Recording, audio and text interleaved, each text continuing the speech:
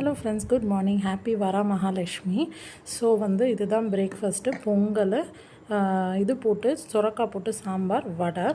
So இந்த video எதுக்குன்னா protein intake நம்ம கால்குலேட் பண்ணலாம். ரொம்ப கிடைக்கும்னு சொல்ல முடியாது. பொங்கல் ப்ளஸ் சாம்பார் ஒரு கப் எடுத்தோம்னா கலோரிஸ் கூட, பட் ஒரு 10 கிராம் ப்ரோட்டீன். 3 வடை எடுத்தோம்னா 10 கிராம் ப்ரோட்டீன்.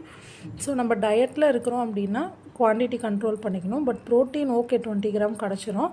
ஸோ இன்றைக்கி வெஜிடேரியன்றதால நைட்டுக்கு ராஜ்மா அண்ட் பொட்டேட்டோ ஒரு சப்ஜி மாதிரி பண்ணிட்டா ஸோ நைட் ஒரு 20 கிராம் கிடச்சிரும்.